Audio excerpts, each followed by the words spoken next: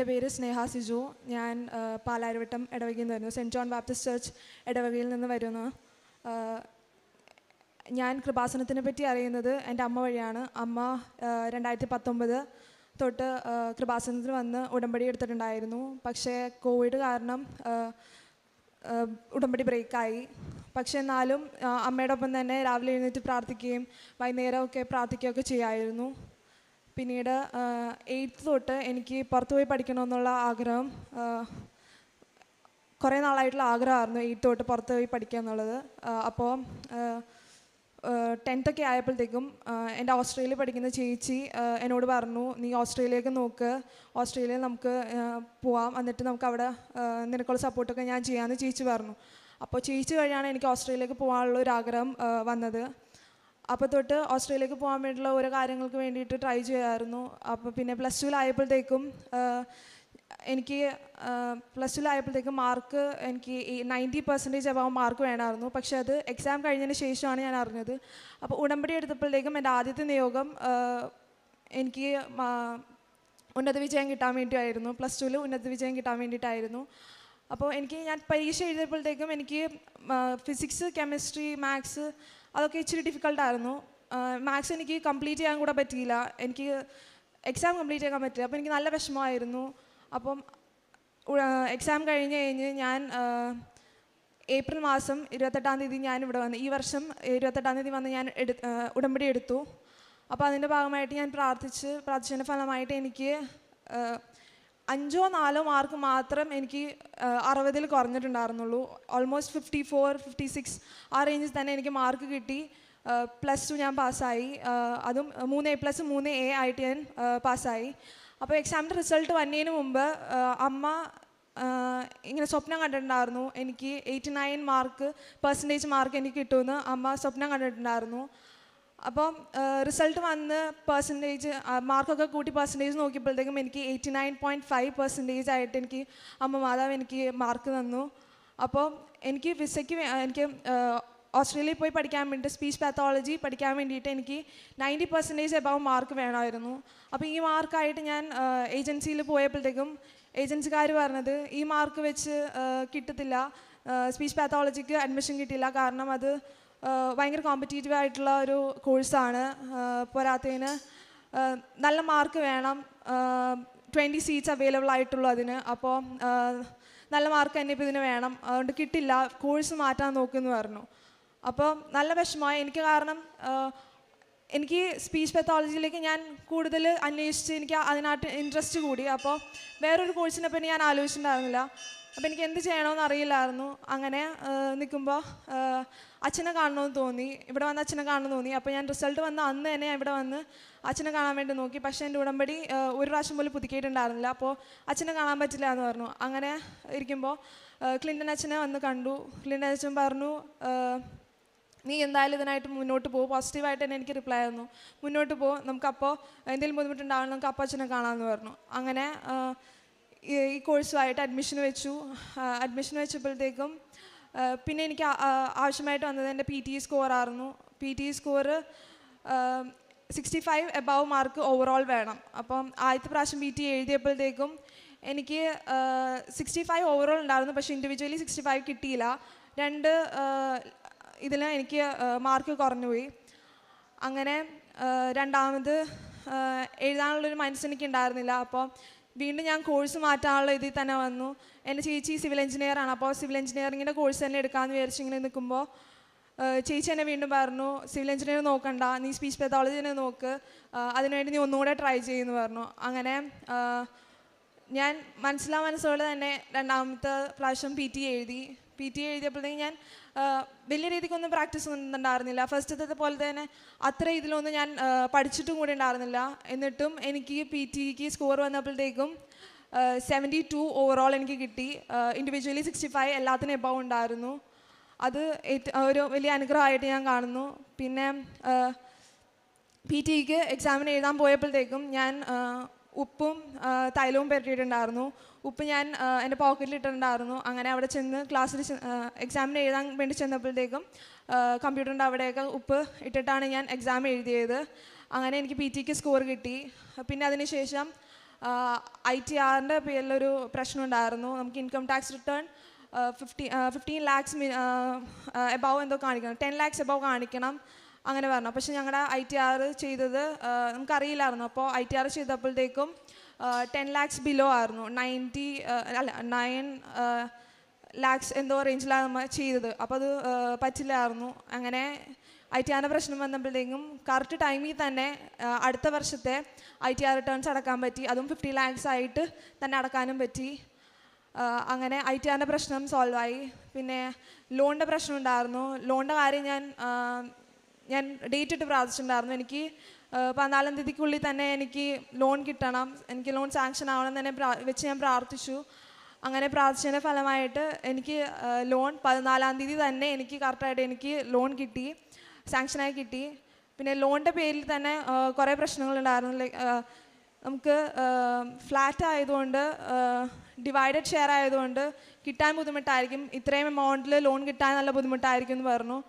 പക്ഷേ മാതാവിൻ്റെ അനുഗ്രഹം കൊണ്ട് ഞങ്ങളുടെ ഫ്ലാറ്റിൽ തന്നെ ഞാൻ ബാങ്കിലെ മാനേജർ, ലോണിൻ്റെ മാനേജർ പുള്ളി അവിടെ വീടെടുക്കുകയും അവിടെ റെൻറ്റിന് താമസിച്ചിരുന്ന അങ്ങൾ ലീവ് എടുക്കുകയും വീടെടുക്കുകയും എന്നിട്ട് ആ ലോണിൻ്റെ പേപ്പേഴ്സ്, പുള്ളി ലോൺ വഴിയാണ് വീടെടുത്തത്. അപ്പോൾ ആ ലോണിൻ്റെ പേപ്പേഴ്സും കൂടെ ഭയങ്കര ഹെൽപ്ഫുള്ളായിട്ട് കിട്ടി. കാരണം പഴയ കുറേ പേപ്പേഴ്സ് കിട്ടാൻ ബുദ്ധിമുട്ടായിരുന്നു. അപ്പോൾ ആ അങ്കിൾ വഴി കുറേ പേപ്പേഴ്സ് ഞങ്ങൾക്ക് കിട്ടുകയും ചെയ്തു. പിന്നെ ലോൺ പെട്ടെന്ന് തന്നെ ഓരോ കാര്യങ്ങൾ റെഡിയാക്കി കിട്ടുകയും ചെയ്തു. എല്ലാത്തിനും കാശ് രൂപം കൊണ്ടുപോകാമായിരുന്നു. ഞാനിപ്പോൾ എക്സാമിനായാലും ലോണിൻ്റെ കാര്യത്തിനായാലും എല്ലാത്തിനും കാശ് രൂപം ഞാൻ കൊണ്ടുപോകാമായിരുന്നു. ഞാൻ ഇപ്പോൾ ക്ലാസ്സിന് പോവുകയാണെങ്കിൽ കൂടെ കാശ് രൂപം എൻ്റെ കയ്യിൽ തന്നെ ഞാൻ എപ്പോഴും വെക്കും. പിന്നെ സ്കോളർഷിപ്പിൻ്റെ ഞാൻ ഈ സിവിൽ എഞ്ചിനീയറിലേക്ക് കൺവേർട്ട് ചെയ്യാൻ വേണ്ടി നോക്കിയിട്ടുണ്ടായിരുന്നു. കാരണം സ്കോളർഷിപ്പൊന്നുമില്ല, നല്ല എമൗണ്ട് വരുന്നുള്ളതുകൊണ്ട് എനിക്കൊരു മനസ്സിലൊരു ഇതുണ്ടായിരുന്നു, സ്കോളർഷിപ്പ് ഇല്ലാണ്ട് ഇത്രയും എമൗണ്ട് അടക്കാൻ വേണ്ടി നല്ല ബുദ്ധിമുട്ട് എന്നുള്ളൊരു ഇതിലുള്ളതുകൊണ്ട് സ്കോളർഷിപ്പ് ഇല്ലാത്തതുകൊണ്ട് ഞാൻ മാറ്റാൻ വേണ്ടി നോക്കി. പക്ഷേ എന്തോ സ്പീച്ച് പാത്തോളജിക്ക് വെച്ച്, ആദ്യം സ്പീച്ച് പാത്തോളജിക്ക് വെച്ച് രണ്ടാമത് സിവിൽ എഞ്ചിനീയറിങ്ങിനായിട്ട് ഓപ്ഷൻ വെച്ചു.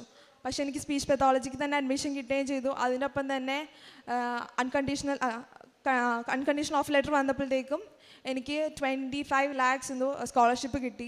അറൗണ്ട് അത്രയും എനിക്കത് ഏറ്റവും വലിയൊരു റിലീഫായിട്ട് എനിക്ക് കിട്ടി സ്കോളർഷിപ്പ്. ഒരിക്കലും സ്കോളർഷിപ്പ് സ്പീച്ച് പാത്തോളജിക്ക് ഇല്ല എന്ന് പറഞ്ഞതാണ്. ആ കോഴ്സിന് തന്നെ എനിക്ക് സ്പീച്ച് പാത്തോളജിക്ക് സ്കോളർഷിപ്പ് കിട്ടി. പിന്നെ ഞാൻ വിസയ്ക്ക് വെച്ചു. വിസയ്ക്ക് വെക്കാൻ വേണ്ടിയിട്ട് കുറച്ച് പേപ്പേഴ്സൊക്കെ റെഡി ആയിട്ടുണ്ടായിരുന്നു. അപ്പോൾ ഞാൻ കഴിഞ്ഞ മാസം നവംബർ 11-ാം തീയതി ഞാനിവിടെ വന്നു. അച്ഛനെ കാണണം, അച്ഛനെ കണ്ടിട്ട് വിസയ്ക്ക് വെക്കാമെന്നുള്ള മൈൻഡിലായിരുന്നു. പക്ഷേ അച്ഛൻ അന്ന് ഇവിടെ ഉണ്ടായിരുന്നില്ല, അച്ഛന് ഒരു യാത്രയ്ക്ക് പോകാൻ വേണ്ടി നിൽക്കുമായിരുന്നു. അപ്പോൾ അന്ന് കാണാൻ പറ്റിയില്ല. അപ്പോൾ ഞാൻ അന്ന് എൻ്റെ ഉടമ്പടി പുതുക്കാൻ വേണ്ടി ഞാൻ ടോക്കൺ എടുത്ത് ഇങ്ങനെ നിൽക്കുമ്പോഴത്തേക്കും എനിക്ക് ഏജൻസിയിൽ നിന്ന് വിളിച്ചിട്ട് പറഞ്ഞു, ഇന്ന് തന്നെ വിസയ്ക്ക് വെക്കണം, അല്ലെങ്കിൽ 2-3 ദിവസത്തേക്ക് വിസയ്ക്ക് വെക്കുന്ന ആളുണ്ടാവില്ല എന്ന് പറഞ്ഞു. അപ്പോൾ ഇന്ന് തന്നെ വിസയ്ക്ക് വെക്കണേ ഏറ്റവും നല്ലത്, അല്ലെങ്കിൽ ലേറ്റ് ആവുമെന്ന് പറഞ്ഞു. അപ്പോൾ വിസയ്ക്ക് വെക്കാൻ വേണ്ടി നോക്കിയപ്പോഴത്തേക്കും പാരൻസിൻ്റെ അഫിഡവിറ്റ് ഓഫ് സപ്പോർട്ട് വേണമായിരുന്നു, അത് ചെയ്തിട്ടുണ്ടായിരുന്നില്ല. അപ്പോൾ എന്നെ ഇവിടെ നിർത്തിയിട്ട് അപ്പയും അമ്മയും കൂടെ തിരിച്ച് പാലാരിവട്ടത്ത് പോയി അവിടെ ചെന്ന് സ്റ്റാമ്പ് പേപ്പറിലൊക്കെ ചെയ്ത് നോട്ടറി അറ്റസ്റ്റ് ചെയ്തിട്ട് സ്കാൻ ചെയ്ത് എനിക്ക് അയച്ചു. അങ്ങനെ ഞാൻ ഇവിടെ നിന്ന് തന്നെയാണ് ഞാൻ എൻ്റെ വിസയുടെ കാര്യങ്ങൾ അപ്ലൈ ചെയ്തത്. അപ്പോൾ മാതാവിൻ്റെ ഈ സന്നിധിയിൽ വെച്ച് തന്നെ എനിക്ക് വിസയ്ക്ക് അപ്ലൈ ചെയ്യാൻ പറ്റി. അത് തന്നെ എനിക്ക് ഏറ്റവും വലിയൊരു അനുഗ്രഹമായിരുന്നു. എനിക്കത് വിസ കിട്ടും എന്നുള്ളൊരു എനിക്ക് ഏറ്റവും ഒരു ഇതായിട്ടെന്ന് വെച്ചത് എനിക്ക് ഇവിടെ നിന്ന് ഞാൻ അപ്ലൈ ചെയ്തതിൻ്റെ ഒരു വിശ്വാസത്തിലായിരുന്നു. പിന്നെ കുറച്ച് നാളായിട്ട് എനിക്ക് വിസ വരാൻ ലേറ്റായി. അപ്പോൾ ബാക്കിയുള്ളവർക്കൊക്കെ വന്നു, മാസ്റ്റേഴ്സിനൊക്കെ ഉള്ളവരുടെയൊക്കെ വന്നു, എനിക്ക് വന്നിട്ടുണ്ടായിരുന്നു. അപ്പോൾ എനിക്കൊരു വിഷമമായിരുന്നു. അങ്ങനെ ഞാൻ ഇവിടെ വന്ന് അച്ഛനെ വന്ന് ഞാൻ കണ്ടു. അച്ഛനൊന്ന് കണ്ടപ്പോൾ അച്ഛൻ പറഞ്ഞു, അച്ഛൻ പ്രാർത്ഥിച്ചിട്ട് പറഞ്ഞു സാക്ഷ്യം പറയണമെന്ന് പറഞ്ഞു. അച്ഛൻ വേറെ ഒന്നും പറഞ്ഞില്ല, സാക്ഷ്യം പറയണമെന്ന് പറഞ്ഞു. അങ്ങനെ വന്നു. പിന്നെ തിരിച്ചിവിടെ നിന്ന് പ്രാർത്ഥിച്ചു പോയി. എനിക്ക് ഇന്നലെ എൻ്റെ വിസ വന്നു. വിസ വന്നപ്പോഴത്തേക്കും കറക്റ്റ് 1 മാസത്തിനുള്ളിൽ എനിക്ക് വിസ വന്നു. കാരണം എൻ്റെ ഒപ്പം PT പഠിച്ച കൊച്ച് അവൾക്ക് 2 മാസം എടുത്തു. കറക്റ്റ് 2 മാസം എടുത്തു. അപ്പോൾ അവൾ എന്നോട് വിഷമം ഇങ്ങനെ പറഞ്ഞപ്പോഴത്തേക്കും ഞാൻ അവൾക്ക് വേണ്ടിയിട്ടും പ്രാർത്ഥിച്ചിട്ടുണ്ടായിരുന്നു. അപ്പോൾ അവൾക്ക് കറക്റ്റ് 2 മാസം എടുത്തു. എനിക്ക് കറക്റ്റ് 1 മാസത്തിനുള്ളിൽ എനിക്ക് വന്നു. എനിക്ക് എത്രയും പെട്ടെന്ന് തന്നെയാണ് വന്നത്. കാരണം ഇപ്പോൾ അവിടെ ഡിസംബറിൽ വെക്കേഷൻ തുടങ്ങുക. ഡിസംബറിൽ വെക്കേഷൻ തുടങ്ങിയാൽ പിന്നെ അവർ ജാനുവരി കഴിഞ്ഞിട്ട് പ്രതീക്ഷിച്ചാൽ മതി എന്നാണ് പറഞ്ഞത്. അപ്പോൾ ഈ മാസം തന്നെ എനിക്ക് വിസ വന്നു. അത് എനിക്ക് ഏറ്റവും വലിയ അനുഗ്രഹമായിട്ട് തോന്നി. പിന്നെ എൻ്റെ രണ്ടാമത്തെ സാക്ഷ്യം, ഞാൻ നിയോഗം വെച്ചിട്ടുണ്ടായിരുന്നു കുടുംബത്തോടെ പ്രാർത്ഥന ചൊല്ലണം, ഒരു മുടക്കം കൂടാതെ പ്രാർത്ഥന ചൊല്ലണമെന്ന്. അപ്പം എല്ലാത്തിനും സപ്പോർട്ടായിട്ട് അപ്പയും അമ്മയും എപ്പോഴും എന്നോട് പറയും. എൻ്റെ തെറ്റുകളൊക്കെ എനിക്ക് ചൂണ്ടിക്കാണിച്ച് തരും. ഇപ്പോൾ ബൈബിൾ വായിക്കാൻ വേണ്ടി മടി കാണിച്ചില്ല, അമ്മ പറയും ബൈബിൾ വായിക്കണം എന്ന് പറഞ്ഞാൽ അമ്മ നിർബന്ധം പിടിക്കുമായിരുന്നു. അങ്ങനെ ഓരോ കാര്യങ്ങൾ ചെയ്യാൻ വേണ്ടി അപ്പയും അമ്മയും ആയിട്ട് നിൽക്കുമായിരുന്നു കൂടെ തന്നെ. പിന്നെ കുടുംബ പ്രാർത്ഥന എപ്പോഴും അപ്പയും അമ്മയും ഞാനും അനിയത്തിയും കൂടെ ഒരുമിച്ചാണ് ചൊല്ലിക്കൊണ്ടിരുന്നത് വെച്ചത്. ഇപ്പോൾ അപ്പയ്ക്ക് ദൂരത്താണ് വർക്കെങ്കിലും അപ്പോൾ വാട്സാപ്പിൽ വീഡിയോ കോൾ ചെയ്തിട്ടായാലും ഞങ്ങൾ ഒരുമിച്ചിരുന്ന പ്രാർത്ഥന ചൊല്ലിക്കൊണ്ടിരുന്നേ. ഒരു സ്ഥലത്ത് പോവുകയാണെങ്കിൽ, ഇപ്പോൾ ഒരു എവിടെയെങ്കിലും യാത്ര പോവുകയാണെങ്കിൽ പോലും ഞങ്ങൾ വണ്ടിയിലിരുന്ന് ഒരുമിച്ചിരുന്ന് പ്രാർത്ഥന ചൊല്ലുമായിരുന്നു. നേരത്തെയൊക്കെ സിനിമാ പാട്ടും ഒക്കെ കേട്ടിട്ട് പോകുന്ന ഞങ്ങളിപ്പോൾ ധ്യാനവും അച്ഛൻ്റെ ധ്യാനവും പിന്നെ സാക്ഷ്യങ്ങളും ഒക്കെ കേട്ടിട്ടാണ് ഇപ്പോൾ പോകുന്നത്. ഇന്ന് വന്നപ്പോൾ കൂടി അച്ഛൻ്റെ ഉടമ്പടി ധ്യാനം കേട്ടിട്ടാണ് വന്നുകൊണ്ടിരുന്നേച്ചേ. പിന്നെ അപ്പയ്ക്ക് ഇത്രയും നാൾ അപ്പോൾ വർക്ക് എടുത്തുകൊണ്ടിരുന്ന വെച്ചത് ഒരു അപ്പയുടെ ഫ്രണ്ടിൻ്റെ കമ്പനിയുടെ പേരിലായിരുന്നു. അപ്പോൾ ഇപ്പോൾ ഉടമ്പടി ഞാൻ എടുത്തതിന് ശേഷം അപ്പയ്ക്ക് പുതിയതായിട്ടൊരു കമ്പനി തുടങ്ങാൻ പറ്റി. അതിപ്പോൾ നല്ല രീതിയിൽ പോയിക്കൊണ്ടിരിക്കുന്നു. പിന്നെ എൻ്റെ അനിയത്തിക്ക് സീഷർ വരുമായിരുന്നു. അപ്പോൾ അച്ഛനെ കണ്ട് അന്ന് തന്നെ ഞാൻ വന്ന് പ്രാർത്ഥിച്ചു തന്ന് തന്നെ അനിയത്തിനെ എടുത്ത് പ്രാർത്ഥിച്ചായിരുന്നു, അച്ഛൻ്റെ അടുത്ത് പ്രാർത്ഥിച്ചായിരുന്നു. അപ്പോൾ സീഷറിൻ്റെ പേരിലുണ്ടായിരുന്നു. അപ്പോൾ സീഷർ പിന്നെ 3 വർഷമായിട്ട് ഇപ്പോൾ വന്നിട്ടില്ല, ഇതുവരെ ഇപ്പോഴും വന്നിട്ടില്ല. കൊച്ചിനൊരു കുഴപ്പവും കൂടാതെ കൊച്ചു പോകുന്നു. പിന്നെ അനിയത്തിക്ക് തലയുടെ അവിടെ മുഴയുണ്ടായിരുന്നു ബാക്കിലായിട്ട്. അപ്പോൾ ഞങ്ങൾ പെട്ടെന്നൊരു ദിവസം ഞങ്ങളത് കണ്ടത്. അപ്പോൾ കണ്ടപ്പോൾ തൊട്ട് ഞങ്ങളത് ഉടമ്പടി തൈലം തേച്ച് പ്രാർത്ഥിക്കുമായിരുന്നു. അപ്പോൾ അങ്ങനെ പ്രാർത്ഥിച്ചതിൻ്റെ ഫലമായിട്ട് 1 മാസത്തിനുള്ളിൽ തന്നെ കൊച്ചിൻ്റെ മുഴ പൂർണ്ണമായിട്ട് മാറുകയും ചെയ്തു. പിന്നെ എൻ്റെ അമ്മാമ്മയ്ക്ക് കാലുവേദന ഉണ്ടായിരുന്നു, കാലുവേദനയും കൈവേദന ഉണ്ടായിരുന്നു. അമ്മാമ്മ പ്രാവശ്യം വീണേൻ്റെ ഇതായിട്ട് കൈവേദന ഉണ്ടായിരുന്നു നല്ലോണം. അപ്പോൾ അമ്മാമ്മ വീട്ടിൽ വന്ന് നിൽക്കുമ്പോൾ ഒക്കെ ഞാൻ തൈലം എടുത്ത് പുരട്ടി പ്രാർത്ഥിക്കുമായിരുന്നു. അതിൻ്റെ ഫലമായിട്ട് അമ്മയ്ക്ക് ഇപ്പോൾ വേദനയൊക്കെ കുറവുണ്ട്. പിന്നെ ഞാൻ കാരുണ്യ പ്രവൃത്തികൾ ചെയ്തേക്കുന്നത്, ഞങ്ങൾ പാവപ്പെട്ടവർക്കൊക്കെ ഭക്ഷണം കൊടുക്കുകയും വഴിയരികിൽ നിൽക്കുന്നവർക്കൊക്കെ ഭക്ഷണം കൊടുക്കുകയൊക്കെ ചെയ്യും. പിന്നെ ഒരു യാത്ര പോവുകയാണെങ്കിൽ അവിടെ പാവപ്പെട്ടവർ കാണുമ്പോൾ അവർക്ക് ഭക്ഷണം വാങ്ങിച്ചു കൊടുക്കുകയൊക്കെ ചെയ്യും. പിന്നെ പത്രം കൊടുക്കുന്നത് ഇപ്പോൾ വേളാങ്കണ്ണി പോവുകയാണെങ്കിൽ വേളാങ്കണ്ണി കൊണ്ടു കൊടുക്കും. അങ്ങനെ ഓരോ സ്ഥലങ്ങളിൽ പോകുമ്പോൾ അവിടെ ആയാലും പത്രം കൊണ്ടേ കൊടുക്കും. ഞാനിപ്പോൾ എനിക്ക് വിസ കിട്ടുവാണെങ്കിൽ ഞാൻ 9 കെട്ട് പത്രം ഞാൻ കൊടുക്കാമെന്ന് നേർച്ച തരുന്നുണ്ടായിരുന്നു. അങ്ങനെ ഇപ്പോൾ 9 കെട്ട് പത്രം കൊടുക്കും. പിന്നെ എൻ്റെ ഇപ്പോൾ വ്യക്തിപരമായിട്ട് എനിക്കുണ്ടായ മാറ്റങ്ങൾ എന്ന് പറഞ്ഞാൽ പ്രാർത്ഥനയിലേക്ക് കൂടുതൽ ഇൻവോൾവ് ആകാൻ പറ്റി.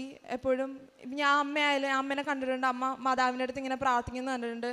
അമ്മ പ്രാർത്ഥിക്കാനായി കൂടുതലും സംസാരിക്കും മാതാവിനായിട്ട്. അപ്പോൾ എനിക്കും അങ്ങനെ ഞാനും അങ്ങനെ കണ്ട് ഞാൻ സംസാരിക്കാറുണ്ട് മാതാവിനായിട്ട്. എൻ്റെ വിഷമങ്ങളൊക്കെ ഞാൻ പറയാറുണ്ട്.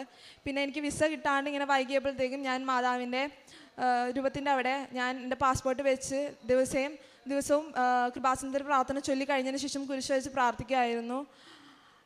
എനിക്ക് ഏറ്റവും വലിയ ഇതെന്ന് പറഞ്ഞു കഴിഞ്ഞാൽ കുടുംബത്തോടെ പ്രാർത്ഥിക്കാൻ പറ്റി. ഇപ്പോൾ വിസ കിട്ടി.